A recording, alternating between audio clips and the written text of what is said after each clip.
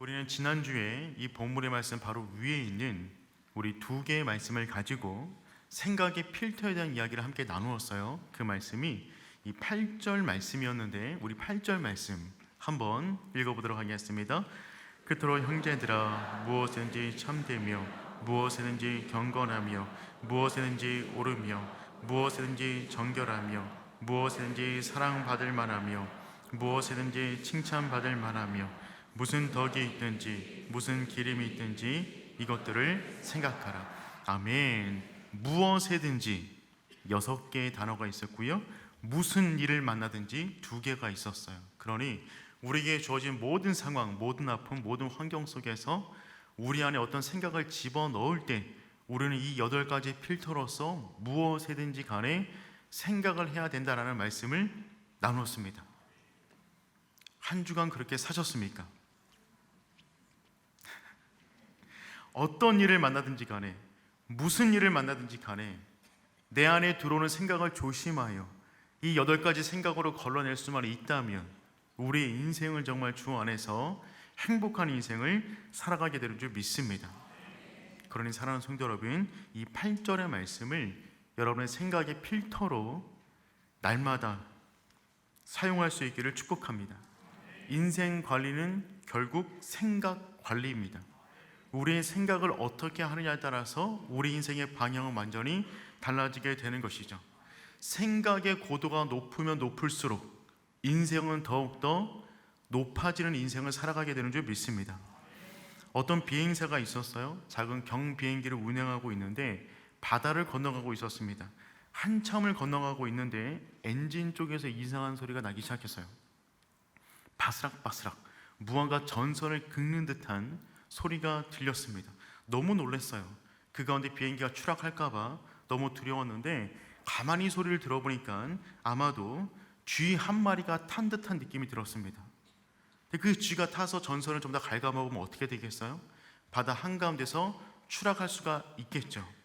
그 순간에 너무나 두려웠는데 한 가지 생각이 떠올라졌습니다. 누군가가 전한 말을 생각을 한 것입니다. 설치류 쥐가는 높이 고도가 올라갈수록 공기가 희박해지기 때문에 높아지면 높아질수록 정신을 못 차린다는 그런 이야기가 떠올려졌어요. 그래서 고도를 높이기 시작합니다. 계속해서 올라갑니다. 소리가 안 날 때까지 올라갔는데 어느 단계 속에서 쥐가 조용해졌어요. 그 상태에서 운행을 마치고 도착지에 내려서 확인해 보니까 그 쥐가 죽어 있었답니다. 인생의 항해 중에 우리의 내면을 불안하게 만드는 생쥐 같은 애들이 있습니다. 얘네들을 어떻게 관리할 수 있을까요? 생쥐 자체를 집중하는 것이 아니라 인생의 고도를 높이는 것입니다. 하나님의 계신 지점까지 인생의 고도를 끊임없이 높이다 보면 그 위에서 주어지는 영적인 압력으로 인하여 우리 인생까지 주어지는 모든 세상의 염려가 사라지게 되는 줄 믿습니다. 그러니 사랑하는 성도 여러분, 여러 가지 염려거리가 주어지거든 염려거리에 집중하지 마시고 인생의 고도를, 생각의 고도를 주님 수준까지 끌어올려 우리 가운데 주어진 모든 염려가 스스로 사라질 수 있기를 축복합니다. 생각이 그 사람입니다. 생각 하나 바뀌면 인생을 바라보는 시각 자체가 달라지는 것입니다. 우리 인생의 변화의 속도는 얼마나 빨리 이루어지냐면 생각이 변화되는 속도만큼 달라집니다. 생각이 달라지는 속도만큼 인생은 바뀌어요. 이 세상을 바라보는 관점이, 나를 바라보는 관점이, 내 상처를 바라보는 관점이, 내 미래를 바라보는 관점이, 내 자녀를 바라보는 관점이 생각 하나 바뀐 그 순간 가운데 변화가 되는 것입니다. 그러니 사랑하는 성도 여러분, 하나님의 말씀으로 우리의 생각을 삼을 수 있기를 축복합니다. 빌립보서 전체의 말씀은 그 염려에 대한 이야기를 다루고 있는데 특별히 4장에 있는 말씀은 너무나 사랑스러운 말씀들이 너무나 많이 있습니다. 지난주 말씀에 이어서 우리는 너무나 유명한 구절인 오늘 본문의 말씀을 다루도록 하겠습니다. 내가 모든 것을 할 수 있느니라. 여러분, 이 말씀을 싫어하는 사람이 있을까요? 이 말씀은요, 정말 기독교를 모르는 사람들도 다 알고 있을 듯한 말씀 중에 하나입니다. 여러분, 기독교 용품점에 가서 어떤 물건을 살 때, 액자든 볼펜이든 책이든 책갈피든 뭐든지 살 때 가장 많이 프린팅 되어 있는 글귀는 어떤 글귀일까요? 오늘 말씀, 빌립보서 4장 13절 말씀, 내게 능력 주신 자라서 내가 모든 것을 할 수 있느니라. 아마 그 구절이 아닐까 생각이 듭니다. 그래서 그런지 세계 유명한 선수들 가운데 이 말씀으로 인생의 목표를 삼은 분들이 정말 많이 있어요. 아예 몸에 새기는 것입니다. 미국의 유명한 미식축구 선수 가운데 팀 티보가 있습니다. 굉장히 유명한 선수인데 이 선수는 경기에 나올 때마다 눈 밑에 페이스 페인팅으로 빌립보서 4장 13절을 쓰고 나옵니다. 굉장히 유명한 선수인데 눈 밑에다가 빌립보서 4장 13절 말씀. 여러분, 그러실 수 있겠어요? 회사 가실 때, 식당에 갈 때, 중요한 일을 앞두고 그럴 수 있겠어요? 엄청난 믿음의 고백이 되는 것이죠. 미국의 유명한 농구 선수 스테픈 커리, 그가 신는 신발, 그 신발 앞에 이 문구가 있습니다. 빌립보서 4장 13절. 그리고 문구를 써놨어요. I can do all things. 내가 모든 것을 할 수 있느니라. 요즘 또 UFC가 인기가 많잖아요. 존 존스라고 하는 전설적인 선수가 있는데 그 선수는 여기 어깨에다가 새겼습니다. 빌립보서 4장 13절. 핵펀치로 사람들을 쓰러뜨리는데 조금 무서운데 여기 몸에다가 아예 그냥 빌립보서 4장 13절 말씀을 새겨 놓았어요. 조나단 에드워즈라고 세계 3단 뛰기 세계 선수 기록을 보유한 사람입니다. 이 사람은 뛰기 직전에 빌립보서 4장 13절 말씀을 끊임없이 암송합니다. 자기를 되뇌이는 거예요. 그 가운데 뛰어가면서 암송하다가 높이 뛰어오릅니다. 수많은 사람들이 이 말씀을 사랑합니다. 우리 없이 이 말씀을 너무나 사랑합니다. 내게 능력 주신 자 안에서 내가 모든 것을 할 수 있느니라. 우리 모두 이런 믿음의 고백을 할 수 있는 하나님의 사람 되기를 축복합니다. 그렇다면 우리는 어떻게 하면 모든 것을 할 수 있는 사람들이 될 수 있을까요? 정말 너무나 우리 인생 가운데 이루고 싶은 말씀인데 우리는 어떻게 하면 이런 인생을 살아갈 수 있을까요? 오늘 그 부분을 함께 나누기를 원합니다. 크게 세 가지로 한번 살펴보도록 하겠습니다. 첫 번째, 주님의 공급을 믿어야 합니다. 주님의 공급을 믿어야 내가 주님 안에서 모든 것을 감당하게 됩니다. 우리 10절 말씀 함께 읽어보겠습니다. 내가 주 안에서 크게 기뻐함은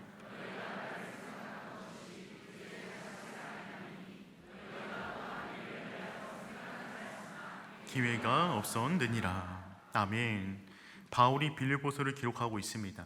빌립보서를 기록하는 가장 분명한 목적은 무엇이냐면 자신을 후원해주고 있는 자기는 후원해주고 있는 빌립보 교회와 성도들에게 감사의 마음을 쓰는 편지가 빌립보서입니다. 지금 바울은 로마 감옥, 가택 감옥 안에 갇혀 있어요. 그 가운데 에바브로 디도를 통해서 빌립보 교인과 교회들은 바울을 후원하는 후원금을 보내주었습니다. 그래서 빌립보서 4장 후반부를 보면 사람들의 이력이 끊임없이 기록이 되어져 있고 감사의 표현이 나와져 있어요. 그러니까 빌립보서를 쓴 가장 분명한 목적은 무엇이냐면 자신을 향해서 후원금을 준 빌립보 교회와 성도들을 향한 감사의 마음을 담고 있습니다. 그런데 생각해 보면 바울은 사역하는 동안에 자비랑 선교를 했던 사람입니다. 그는 자기가 스스로 일을 하여 그 돈을 가지고 사역했던 사람이 바울이었어요. 반면 그 당시 다른 수많은 순례자들은, 복음을 전하는 순례자들은 누군가의 후원을 통해서 복음을 전했습니다. 예를 들면 베드로 역시 그러했습니다. 우리 고린도전서 9장 5절 말씀 우리 한번 읽어보겠습니다. 우리가 다른 사도들과 주의 형제들과 게바와 같이 믿음의 자매된 아내를 데리고 다닐 권리가 없겠느냐. 지금 바울은 말을 함에 있어서 게바와 같이 믿음의 자매된 아내를 데리고 다닐 권리가 없겠느냐. 즉 그 당시 많은 순례, 복음을 전하는 사람들은 아내와 함께 다녔습니다. 왜냐하면 그들은 계속해서 이동을 해야 되기 때문에 누군가 그들의 생활을 책임져 줘야만 했습니다. 누군가의 도움, 누군가의 후원이 없으면 복음을 전할 수가 없었어요. 이것이 일반적인 모습이었습니다. 그리고 매우 합당한 모습이었어요. 그런데 바울은 이 모든 것을 포기하였습니다. 그는 철저하게 자비랑 사역을 감당했어요. 왜냐하면 혹시라도 누군가 나에게 후원금을 주는 과정 속에서 상처받는 사람이 있지는 않을까라는 염려 때문에 철저하게 자비랑 사역을 했던 것입니다. 우리 고린도전서 9장 12절 말씀 한번 읽어보겠습니다. 다른 일들도 너에게 이런 권리를 가졌거늘 하밀며 우리 일까 보냐. 그러나 우리가 이 권리를 쓰지 아니하고 범사에 참는 것은 그리스도의 복음에 아무 장애가 없게 하려 함이로다. 아멘. 누구나 다 이렇게 하고 있었고 그것이 합당한 방법이었습니다. 그래야만 복음에게 집중하여 온전히 전할 수가 있었어요. 그럼에도 불구하고 바울은요, 이 방법을 택하지 않았습니다. 왜냐하면 혹시라도 누군가가 이 문제에 걸려 넘어질까봐, 그러면 그리스도의 복음을 전함에 있어서 장애가 되기 때문에 그 모든 것을 막고자 스스로 자비랑으로 사역을 했던 것입니다. 그런데 그런 바울이 빌립보 교회에서 보내준 후원금을 받은 것입니다. 아니 왜? 본인이 성경책 가운데 기록까지 해 놓음으로 인하여 자신의 선교 원리를 말했음에도 불구하고 자비랑 선교의 원칙을 깨고 지금 빌립보 교회가 보내준 후원금을 바울은 받은 것일까요? 바울이 감옥에 갇혔기 때문에 그렇습니다. 바울이 감옥에 갇히지 않고 자기가 자비랑으로 텐트를 만들면서 일용직으로 일을 하는 동안에는 자기가 스스로 재정을 충당할 수 있었지만 그는 지금 복음을 전하다가 로마 감옥 가운데 갇히게 되었습니다. 사도행전 말미에서 바울은 로마로 갑니다. 배를 타고 가다가 유라굴로 풍랑을 만나게 되고요, 그 가운데 하나님의 은혜로 다시 한번 살아나서 로마에 도착하자마자 갇히게 돼요. 이때 바울은 가택연금을 받게 됩니다. 가택연금이라는 말은 무슨 말이냐면 정식 재판을 받기 이전에 어느 한 집에 새를 두어 그 집에 가둬두는 것이었습니다. 감옥 안에 들어가서 가둬두는 것이 아니라 어떠한 셋집을 얻어서 그 안에 들어가서 가둬둔 상태를 갖다가 가택연금 상태라고 말을 합니다. 이 안에 들어가면 쇠고랑을 찹니다. 그리고 밖에 군인이 서 있고 그들과 함께 쇠고랑을 연결해 두어서 몸의 활동을 통제를 받는 거예요.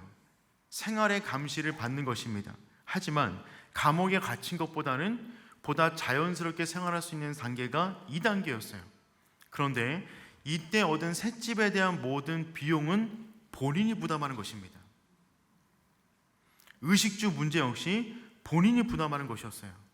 바울은 이 상태로 2년간 갇혀있게 됩니다. 그의 재판이 계속해서 딜레이가 되고 있는 것이었어요.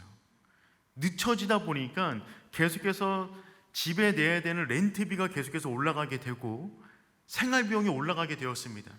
그 가운데 본인은 나가서 일을 할 수가 없었어요. 그러니 모든 부분에 있어서 바울은 재정적으로 굉장히 어려운 상태 가운데 빠지게 되었어요.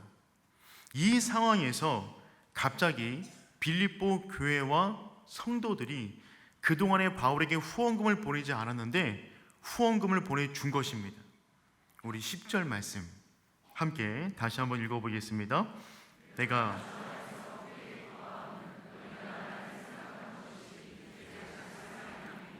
너희가 또한 이를 위하여 생각은 하였으나 기회가 없었느니라. 아멘.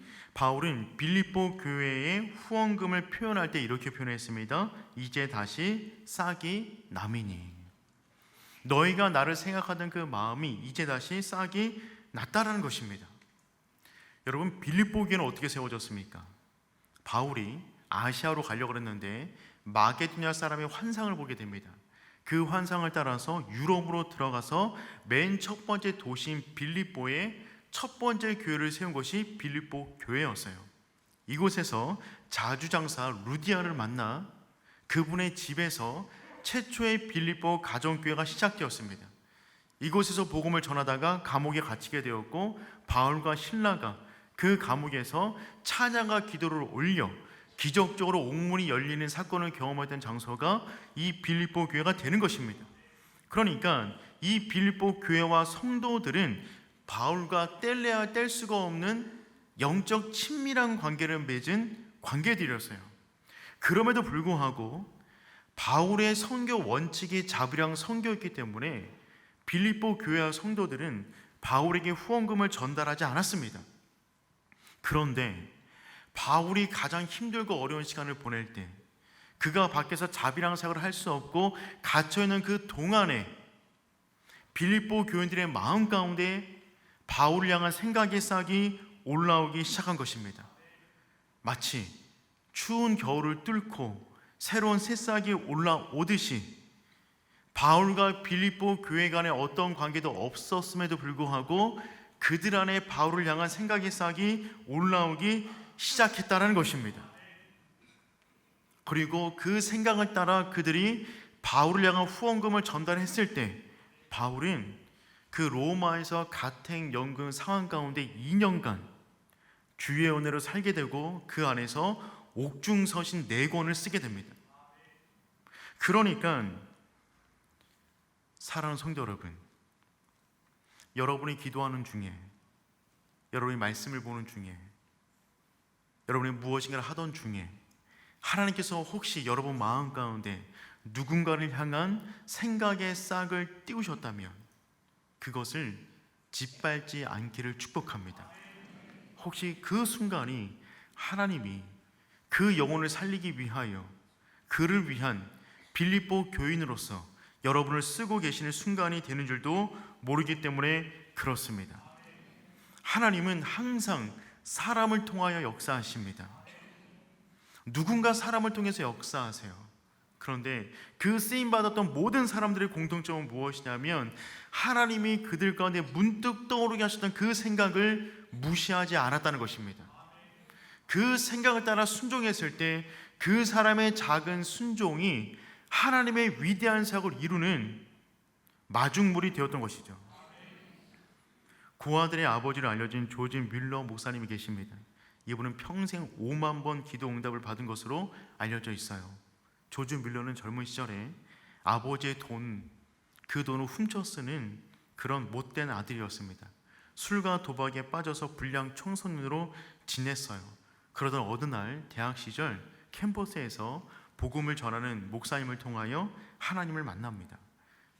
크게 회심하였어요. 그 가운데 밀슨가에 주택을 마련하여 30명의 고아를 모아다가 그들을 돌보는 사역을 시작하기 시작합니다. 그리고 60년간 1만 명 이상의 고아들을 보살폈어요. 60년간 1만 명 이상의 아이들을 보살피려면 얼마나 많은 재정이 필요할까요? 인간적인 생각으로 계산이 되지 않은 금액입니다. 그런데 조지 뮬러는 오직 무릎으로 그 모든 사역을 감당합니다. 하나님의 공급을 믿고 끝까지 기도해 나가는 거예요. 그 동안에 5만 번 기도 응답을 받았다고 합니다. 기도 응답의 내용을 책을 보면 다음처럼 기록이 되어져 있어요. 보통 이런 상황입니다. 아침에 되었는데 아이들이 먹어야 할 우유와 빵이 없는 겁니다. 너무 난감한 상황이 벌어진 것이죠. 그 아침에 조지 뮬러 목사님들은 모든 아이들을 식당에 불러 모아 놓습니다. 아직 빵도 없고 우유도 없어요. 그런데 감사 식기도를 올립니다. 그 기도가 끝나자마자 갑자기 누군가가 초인종을 누른다는 것이죠. 옆집에 있는 빵집 아저씨가 온 겁니다. 실수로 아침에 빵을 2배로 만들었답니다. 다 팔 수 없으니 남은 빵을 가지고 온 거예요. 빵을 얻었어요. 빵을 먹고 있는데 우유가 없잖아요. 그 순간에 갑자기 밖에서 트럭이 빵빵거립니다. 가보니까 트럭이 고장났어요. 그 고아원 문 앞에서. 그 우유가 상할 것 같으니까 좋은 마음에 그 모든 우유를 그냥 기증한 것입니다. 그런 식으로 조지 뮬러 목사님은 5만 번 이상의 기도 응답을 받았다고 그의 책 가운데 기록을 해 놓았어요. 이 책을 보았던 모든 사람들 역시 우리 역시 기도하여 5만 번 기도 응답을 받았으면 좋겠습니다 라고 하는 선한 도전을 받기도 합니다. 그 마음은 너무 좋은 마음이에요. 그런데 여러분 생각해 보시길 바랍니다. 조지 뮬러 목사님이 5만 번 기도 응답을 받았다는 말은 무슨 말입니까? 그를 생각한 5만 명 이상의 사람들이 있었다는 것입니다. 그들이 어느 날 문득 기도하는 순간에, 그들이 언뜻 지나가는 순간에 그분을 생각한 그 생각의 싹을 무시하지 않고 작은 어떤 나눔을 해 놓았더니 그것이 누군가의 인생과 사역을 지탱해주는 아름다운 밑거름이 되었다는 것입니다. 그러니 사랑하는 성도 여러분, 우리가 5만 번 이상 기도 응답을 받는 것도 중요하겠지만 5만 번 이상 누군가의 기도를 채워주는 아름다운 하나님의 사람 될 수 있기를 축복합니다. 무언가 생각이 떠올랐는데 내가 뭘 다음에 하지, 누군가도 하겠지, 누군가도 도와주겠지, 이런 마음이 아니라 하나님이 기도하던 중에, 말씀을 듣는 중에, 성경을 보는 중에 어떤 아름다운 마음과 생각을 주셨다면 그 생각을 키워나가십시오. 그러할 때 우리가 단순히 복만 누리는 사람이 되는 것이 아니라 복의 통로로 쓰임받게 되는 줄 믿습니다. 우리들의 인생 다 그렇게 여기까지 온 것이 아니겠어요? 저 역시 마찬가지입니다. 저의 인생을 뒤돌아보았을 때 누군가의 말 한마디, 누군가의 문자 하나, 누군가의 만남 하나가 저의 인생을 조금씩 변화시켜 부족하지만 여기까지 저를 인도하셨어요. 우리 인생 다 마찬가지지 않겠습니까? 혼자의 힘으로 살아갈 수 있는 사람이 누가 있겠어요? 그러니 사랑하는 성도 여러분, 하나님이 주신 그 생각들을 잘 키워갈 수 있는 우리 모두가 될 수 있기를 축복합니다. 그런데 바울은 그들을 향한 감사의 마음을 표현함에 있어서 이와 같은 말로 시작합니다. 10절 말씀 제가 다시 한번 읽어보도록 하겠습니다. 내가 주 안에서 크게 기뻐함은, 내가 주 안에서 크게 기뻐함은 너희가 나를 생각했던 것이 이제 싹이 남이니. 그들은 빌립보 교인들이 보내준 후원금에 대해서 감사의 표현을 함에 앞서 가장 먼저 무엇을 고백하고 있냐면 나는 주 안에서 크게 기뻐한다 라는 것을 먼저 언급합니다. 무슨 의미입니까? 당신들이 나를 도와주었지만 그 생각은 여러분들의 생각이 아니라 주님 안에서 주님께서 주신 생각이니 나는 당신들에 대한 감사 이전에 주님에 대한 감사를 먼저 드립니다 라는 표현이 되는 것입니다. 바울은 무엇을 믿고 있는 거예요? 하나님의 공급을 믿고 있는 거예요. 사람을 통하여 역사하였지만 이 사람이 내 인생을 채우는 것이 아니라 하나님이 이 사람을 통하여 내 인생을 채우고 있다는 사실을 믿고 있는 것입니다. 바울이 사람을 의지하기 시작하면 사람 눈치를 봤을 것입니다. 누군가 나를 좀 더 도와줄 사람은 있지 않을까? 누군가 도와주면 그 사람 눈치 보지 않겠어요? 모든 사람은 전부 다 연약합니다. 그래서 누군가가 도움을 주면 그 사람에게 마음이 가는 것이 당연하죠. 마음만 가는 것이 아니라 의지하게 됩니다. 더군다나 그 사람에게 의존하여 하나님을 믿는 것이 아니라 그 사람을 믿으려 할 때가 너무나 많이 있는 것이죠. 바울은 그런데 지금 이렇게 고백하고 있는 것입니다. 나는 당신들이 아니라 하나님께 감사합니다. 우리는 어떻게 하면 모든 것을 감당할 수 있을까요? 이 험한 인생길을 살아가면서 우리는 어떻게 하면 주 안에서 모든 것을 능히 감당하는 사람으로 이 땅까지 살아갈 수 있을까요? 그 첫 번째입니다. 하나님의 공급을 믿으십시오. 하나님이 우리의 유일한 공급자가 되십니다. 이 사실을 믿는다면 우리는 사람을 의지하는 것이 아니라 세상을 의지하는 것이 아니라 하나님에 대한 온전한 믿음으로 나아가게 되는 줄 믿습니다. 바울은 지금 그와 같은 믿음의 고백을 하고 있는 것이죠. 조지 뮬러 목사님, 그분은 하나님의 은혜로 놀라운 사역을 감당했지만 그분의 책을 보면 7년 동안 아무런 기도 응답을 받지 않았을 때를 기록해 놓고 있습니다. 5만 번 이상 기도 응답을 받은 분이신데 그 특정한 7년 동안은 어떠한 기도 응답을 받지 못했대요.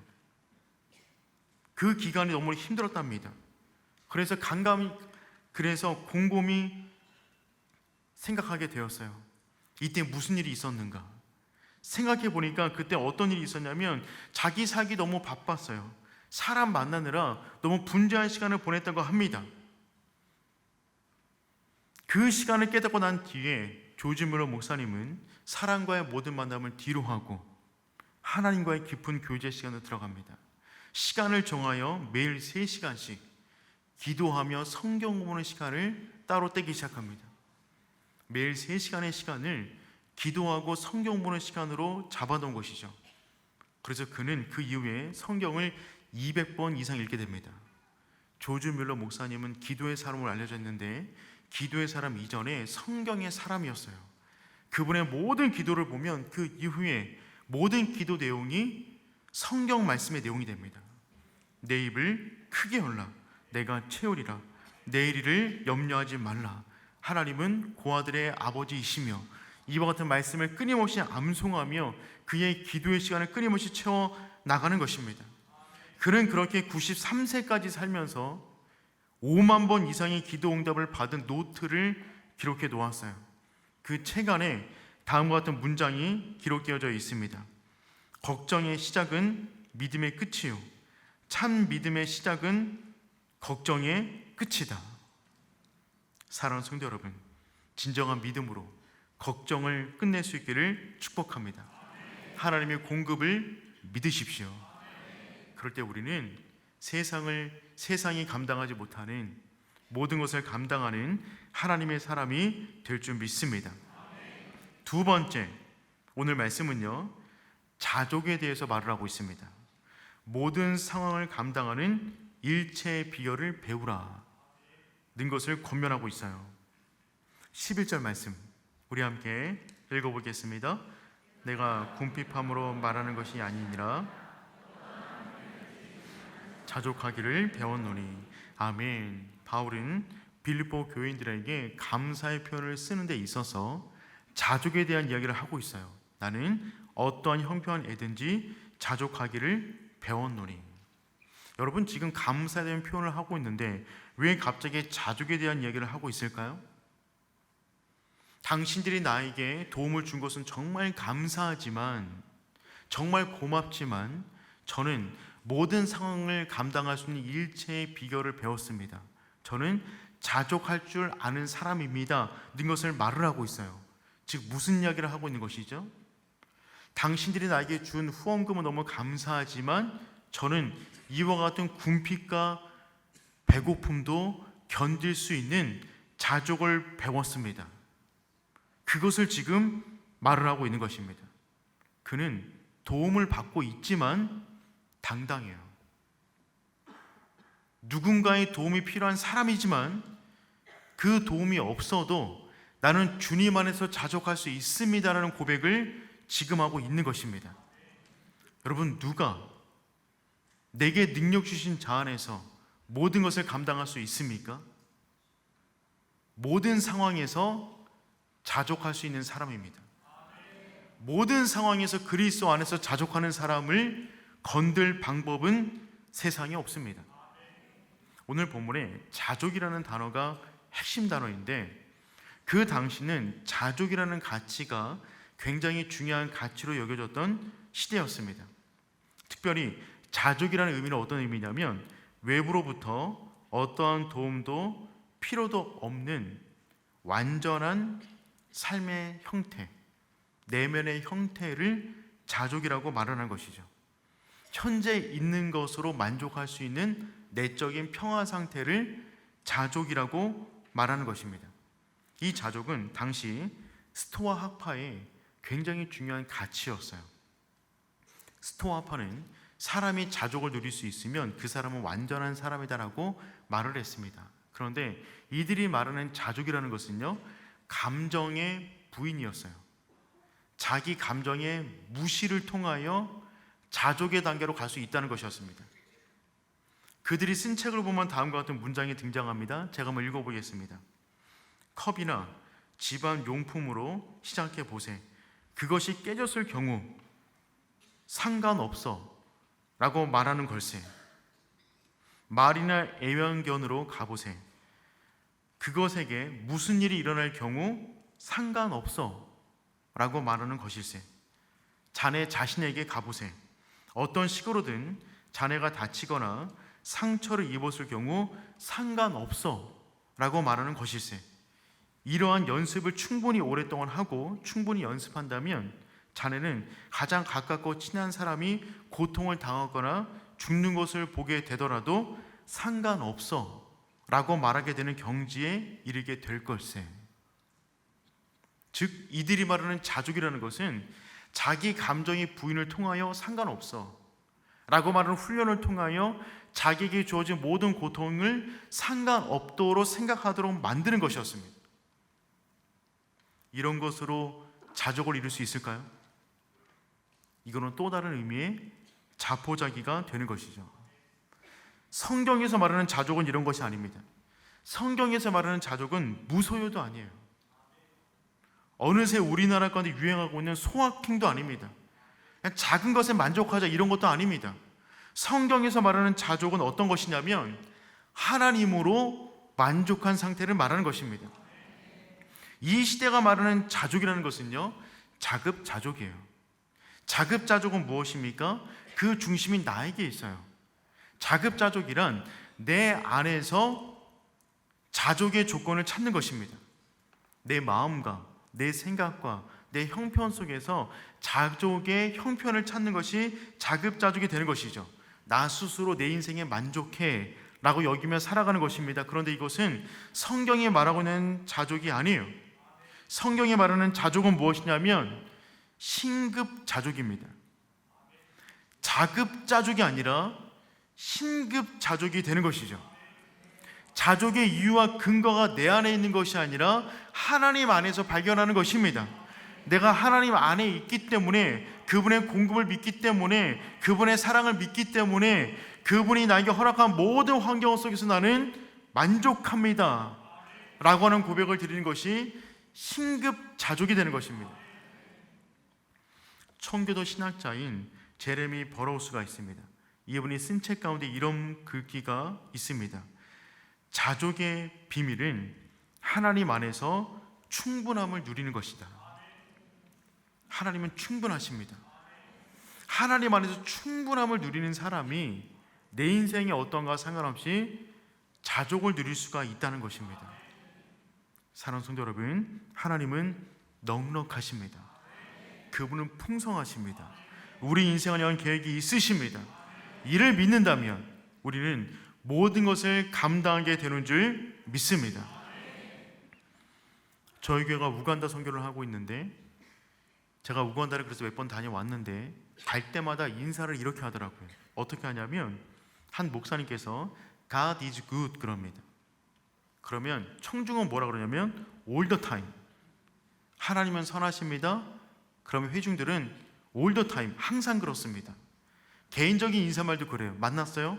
그냥 hello 이게 아니라 God is good. 그럼 반대편이 all the time. 그럼 또 이분이 all the time. 그러면 반대해서 God is good 이럽니다. 너무 좋지 않나요?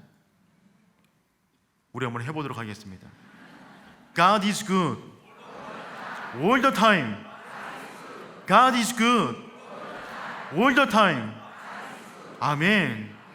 이것을 믿는 거예요. 하나님은 항상 선하십니다. 항상 그러세요. 하나님은 선하십니다. 항상 그러시고 모든 순간에 하나님은 선하십니다. 이것을 믿는다면 우리는 어떠한 형편에 처하든지 간에 모든 것을 믿음으로 감당하게 되는 하나님의 사람들이 되는 줄 믿습니다. 그런데 이와 같은 놀라운 자족의 힘은요, 의지로 얻을 수 있는 것이 아닙니다.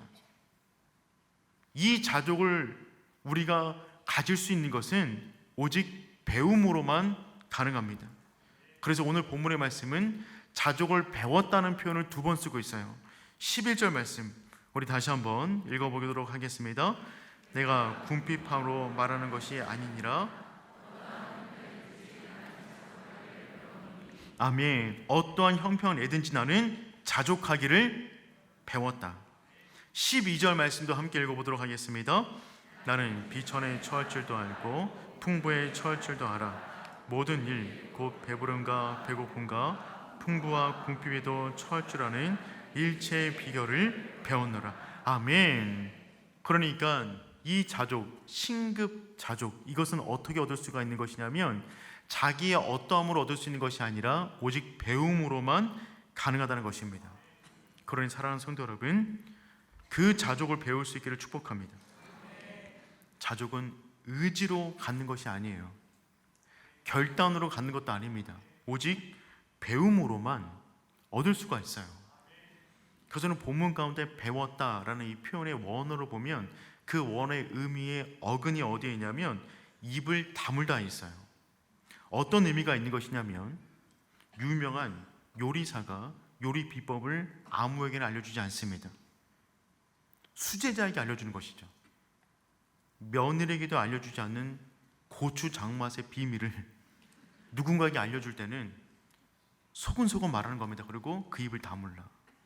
누구에게도 알려주지 마라 라고 마치 비밀을 전수하듯 알려주는 것, 그것이 오늘 본문 가운데 배우다라고 하는 의미가 되는 거예요. 그러니까 이 배우는 것은요, 하늘의 비밀을 배우는 것입니다. 놀라운 비밀을 알려주신 것이죠. 그 배우는 데 있어서 자족을 학습하기 위한 배움의 과목을 12절 가운데 기록해 놓았어요. 우리 12절 말씀 함께 다시 한번 읽어보도록 하겠습니다. 나는 비천에 처할 줄도 알고 풍부에 처할 줄도 알아. 모든 일 곧 배부름과 배고픔과 풍부와 궁핍에도 처할 줄 아는 일체의 비결을 배우느라. 아멘. 여기 5가지가 등장하는데 자족을 전공하기 위한 과목 5개입니다. 자족은 배워야 얻을 수가 있는 것인데 그 자족을 전공하기 위한 과목 5개를 언급하고 있어요. 이것을 배워야만 자족의 사람이 되는 것입니다. 그 과목이 무엇이냐면 비천, 풍부, 배부름, 배고픔, 궁핍입니다. 전부 다 필수 과목이에요. 선택 과목 아닙니다. 선택할 수 없어요. 필수적으로 통과해야만 합니다. 수영을 배우려면 물속에 들어가는 것입니다. 불 끄는 법을 배우길 원한다면 불 속으로 들어가는 것이죠. 자족을 배우기를 원한다면 자족을 배울 수 있는 환경 속으로 들어가는 것입니다. 오늘 본문은 그 환경의 5가지를 말하고 있어요. 여러분, 배우기를 원하세요? 진짜 원하세요? 그 환경 속에 들어가야 되는데요. 살펴보도록 하겠습니다. 5가지 과목을 합치면 크게 2가지가 됩니다. 먼저 첫 번째 과목, 이것입니다. 배고픔, 궁핍, 비천입니다. 한 분 아멘 하셨습니다. 여러분, 이 환경 속에 들어가야 자족을 배울 수 있어요. 이 환경 속에서도 자족할 수 있는 사람을 만들기 위하여 하나님은 이 환경 속으로 우리를 넣으신다는 것입니다. 여러분, 살면서 가장 서러울 때가 언제입니까? 배고플 때입니다. 먹을 거 없으면 피자 시켜 먹지, 이런 거 아닙니다. 여기서 말하는 배고픔이란 아예 돈이 없는 거예요. 배고픔. 그 배고픈 상황 속에서도 자족할 수 있냐는 것입니다. 재정의 모든 부분이 막힌 거예요. 그 배고픔이 길어지면 궁핍으로 연결됩니다. 그래서 2번째 과목은 궁핍입니다. 배고픔을 뛰어넘어 아예 가능성이 보이지 않는 거예요. 궁핍은 그냥 가난한 것이 아니라 아예 아무것도 없는 겁니다. 생활에 모두 남아있지 않는 거예요. 성경에 궁핍이라는 단어가 많이 쓰여져 있지 않는데 신약 성경 보면 2번 쓰여져 있어요. 그 첫 번째가 무엇이냐면 마가복음 12장에 2 렙돈을 넣었던 과부의 형편을 말할 때 궁핍이라는 단어를 썼어요. 가진 게 2 랩돈밖에 없어요. 그거 넣으면 진짜 파산입니다. 그런데 그 과부는 2 랩돈을 넣습니다. 그분의 상황을 표현할 때 궁핍이라는 단어를 넣었어요. 궁핍한 가운데서도 자족할 수 있을까요? 그 궁핍이 길어지면 비천입니다. 이 3가지 과목, 첫 번째 과목인데 배고픔, 궁핍, 비천이에요. 비천의 단계는 무엇입니까? 그냥 돈이 없는 게 아니에요. 그냥 굶주리는 것이 아닙니다. 멸시를 당하는 거예요. 돈이 없는 것도 서러운데 그것 때문에 사람들에게 수모를 당하고 차별을 당하고 멸시를 당하는 것입니다. 그게 비천이에요. 바울은 지금 그것을 고백하고 있는 것입니다. 나는 배고픔과 궁핍과 비천에도 처할 줄 아는 일체의 비결을 배웠다. 바울은 그런 인생을 살았어요. 그런 인생을 살다가 지금 로마 감옥까지 왔습니다. 그래서 그는 이 모든 환경 속에 있다라는 고백을 하고 있는 것이죠. 그런데 바울의 이 고백 속에 놀라운 고백은 무엇이냐면 그가 지금 경험하고 있는 굶주림과 궁핍과 비천은 무엇 때문에 경험하고 있는 것들입니까? 예수 안에 있기를 선택했기 때문에 당하는 고통들이었어요. 그는 예수 밖에 있었을 때 부유한 사람이었습니다. 예수 밖에 있을 때 힘 있는 사람이었어요. 그런데 예수님 만나고 나서부터 그 안으로 들어오기 시작한 것입니다. 그러니 그가 지금 경험하고 있는 배고픔과 궁핍과 비천은 그가 사회 속에서 열심히 일하지 않아서 다가오는 것들이 아니라 예수를 선택했기 때문에 이 땅 가운데 부정직하게 살아갈 수 없기 때문에 이 땅 가운데 세상에 어떤 유익을 탐할 수 없기 때문에 다가오는 그 어떤 불이익과 궁핍과 어려움을 말하고 있는 것입니다. 사랑하는 성도 여러분, 예수 안에 있기 때문에 다가오는 그 배고픔, 그 궁핍, 그 비천이 있는 하나님의 사람 될 수 있기를 축복합니다.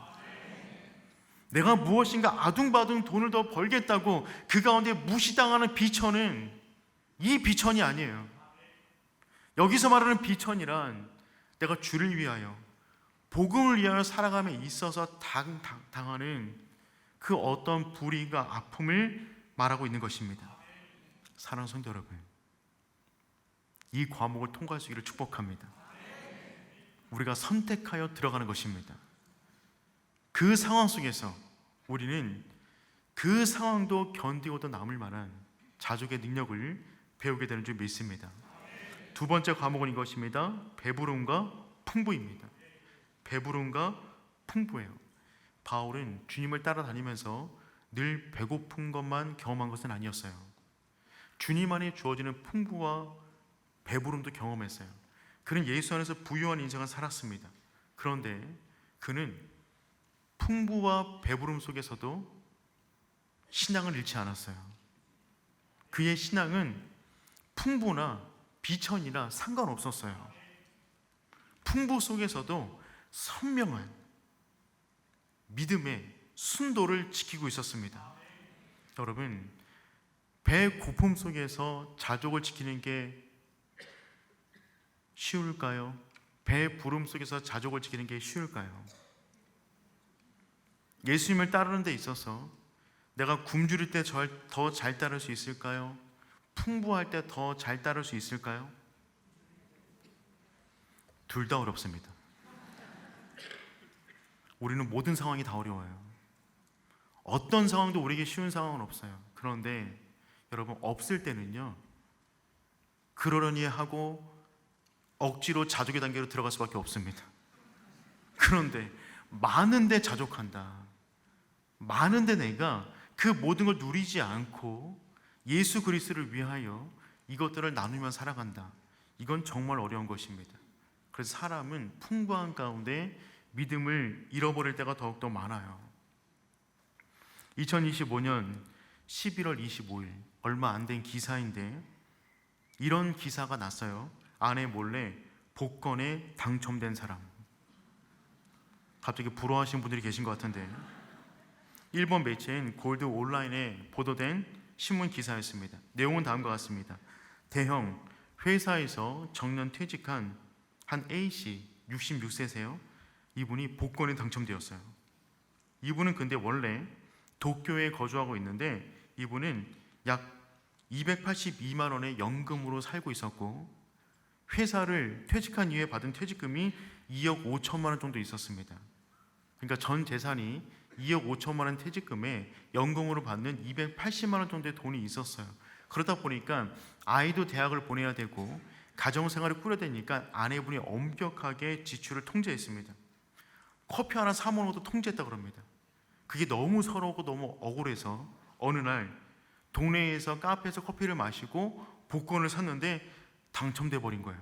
그 금액이 56억입니다. 놀라지도 않으시는데 56억 복권에 당첨이 되었어요. 남성분들 당첨되었습니다. 어떻게 하시겠습니까? 이분은 아내에게 말하지 않았어요. 아내가 그동안 내 모든 재정을 틀어먹어갖고 내가 이렇게 고생했는데 이 돈을 넘기면 내가 또 그럴 것 같으니 아내 몰래 이 돈을 쓰자 결단한 것입니다. 그리고 아내 몰래 고급 스포츠카를 샀어요.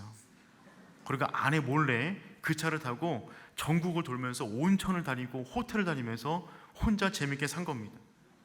어떻게 그게 가능했을까요? 어떻게 했냐면 차를 사다가 먼 거리 주차장에 주차해 놓습니다. 그리고 나갈 때 평소처럼 허름한 옷을 입고 지하철을 타고 그곳에 가서 스포츠카를 끌고 하루 종일 놀다가 집에 허름한 옷을 입고 다시 돌아온 일을 6개월 동안 반복합니다. 6개월 동안. 혹시 갑자기 남편이 허름한 옷을 입고 자주 나가시면 6개월 동안 혼자 한 1억 6천만 원 정도 썼대요. 혼자 쓰다 보니까 여행 가면 다 누가 와요? 가족들이 여행 오잖아요. 그거 보니까 나만 혼자 있구나. 너무 쓸쓸해서 회개하고 6개월 만에 아내한테 말하고 그 모든 돈을 적금 형태로 돌려서 지금 행복하게 살고 있다 합니다. 그러니 여러분, 궁핍할 때보다 풍부할 때가 그의 영혼과 가정을 지키기 더욱더 어려운 때가 되는 것이죠. 사랑하는 성도 여러분, 하나님이 우리 인생 가운데 풍부와 배부름을 허락해 주실 때도 여전히 하나님 안에서 자족할 수 있기를 축복합니다.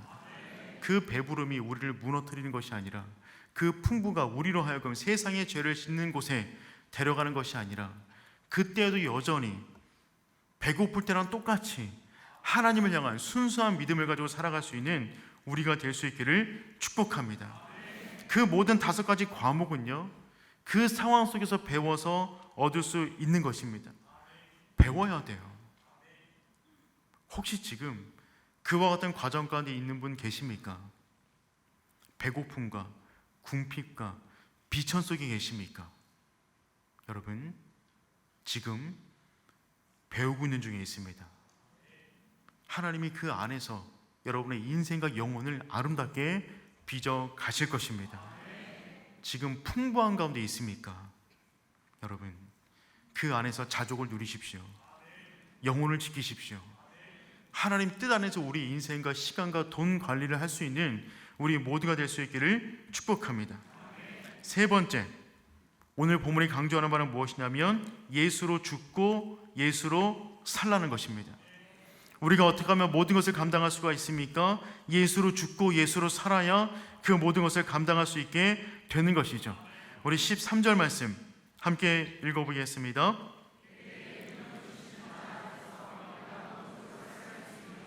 아멘. 내게 능력 주신 자 안에서 내가 모든 것을 할 수 있느니라. 이 유명한 성경 구절은 이와 같은 배경 속에서 지금 등장하고 있는 것입니다. 그 배경이 어떠했습니까? 바울은 지금 감옥 안에 갇혀 있어요. 주를 위한 배고픔과 굶주림과 비천한 상황 가운데 지금 그는 빠져 있습니다. 곧 있으면 재판이 열릴 것이고 재판이 열리면 당시 황제는 네로입니다. 기독교인들에게 반감이 큰 왕이었어요. 재판 열리면 무조건 죽는 겁니다. 그 가운데 지금 바울은 고백하고 있는 것이죠. 나는 모든 배고픔과 굶김과 비천에도 처할 줄 아는 일체의 비결을 배웠다. 바울이 뭐라고 말하고 있다고요? 그 안에 거하는 일체의 비결을 배웠다. 배고픔을 통과하는, 극복하는 비결을 배운 것이 아니라 그 안 속에서도 여전히 살아가는 비결을 배운 것입니다. 그런 그가 고백합니다. 내게 능력 주신 자 안에서 내가 모든 것을 할 수 있느니라. 이 고백은 그러므로 어떤 고백이 되는 것입니까? 문맥상 이 고백은 어떤 고백이 되는 것이냐면, 내게 능력 주신 자 안에서 내가 모든 것을 할 수 있습니다라는 이 고백은 어떤 고백이 되는 것이냐면, 내가 주 예수 그리스도의 이름을 붙잡아 내가 원하는 것을 얻고 성취하고 소유하여 세상을 돌파할 것이다 라고 하는 고백이 아닌 겁니다. 이 고백은 어떤 고백이냐면 죽음을 바로 코앞에 둔 자의 고백인 것이죠. 감옥에 갇혀있는 자의 고백입니다. 이 고백은 어떤 고백이냐면, 나는 예수 그리스도 안에서 모든 것을 감당할 수 있습니다. 이 말은 그가 감당할 수 있는 모든 것은 무엇이겠어요? 죽음을 말하고 있는 겁니다. 나는 예수 그리스도 안에서 내가 할 수 있는 그 모든 것에 대한 끝, 죽음마저도 감당할 수가 있습니다 라고 하는 고백을 지금 이 문장 가운데 지금 하고 있는 것입니다. 여러분, 바울은 예수 그리스도 안에서 모든 것을 할 수 있는 사람이었어요. 그럼 예수 안에서 지금 죽을 사람으로 여기고 있는 것입니다. 그래서 그는 염려가 없어요. 두려움이 없어요. 여러분, 죽을 사람이 무슨 염려를 합니까? 죽을 사람이 뭘 두려워합니까? 살려고 하는 사람이 염려하는 겁니다. 살려고 하는 사람이 방법을 구하는 거예요. 살려고 하는 사람이 마음 졸이며 살아가는 것입니다. 예수 안에서 죽었는데 무슨 염려가 있어요? 무슨 걱정이 있어요? 그 확신 속에서 지금 바울은 말하고 있는 것입니다. 내게 능력 주신 자 안에서 내가 모든 것을 할 수 있느니라. 사랑하는 성도 여러분, 주 안에서 죽을 수 있기를 축복합니다. 아니, 우리는 이미 죽었어요. 성경이 그것을 말하고 있지 않습니까? 로마서 6장 6절 말씀 우리 함께 읽어보겠습니다. 우리가 알거니와 우리의 옛사람이 예수와 함께 십자가에 못 박힌 것은 죄의 몸이 죽어 다시는 우리가 죄에게 종노릇 하지 아니하려 함이니. 아멘. 우리는 이미 죽었어요. 그러니 살려고 하지 마십시오. 이미 죽었는데 왜 살려고 하는 것입니까? 살려고 하니까 염려하는 겁니다. 세상 가운데 살려고 하니까 고민스러운 겁니다. 우린 죽었어요. 예수 안에 죽는 거예요. 그때 어떤 일이 벌어지냐면 예수 안에 살아나게 됩니다. 갈라디아서 2장 20절 말씀 읽어보도록 하겠습니다. 내가 그리스도와 함께 십자가에 못 박혔나니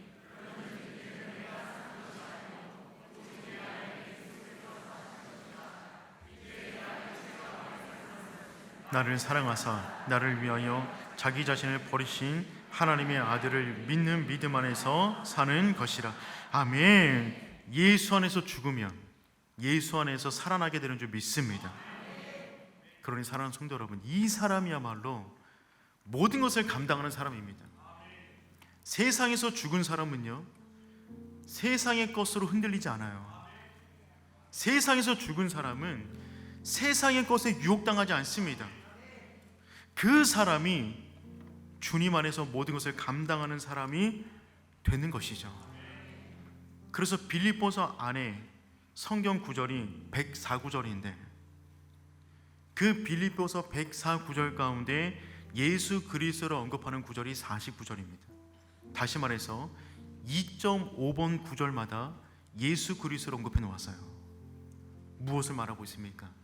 오직 예수 안에서만 우리의 모든 염려가 해결되며 예수 안에서만 우리는 모든 것을 등이 감당하게 되는 줄 믿습니다. 그러니 이 선언, 내게 능력 주신 자 안에서 내가 모든 것을 할 수 있느니라, 이 선언은 담대한 선언임과 동시에 지극히 겸손한 선언입니다. 이 선언은 세상을 무서워하지 않지만 하나님을 경외하는 자의 선언이 되는 것이죠.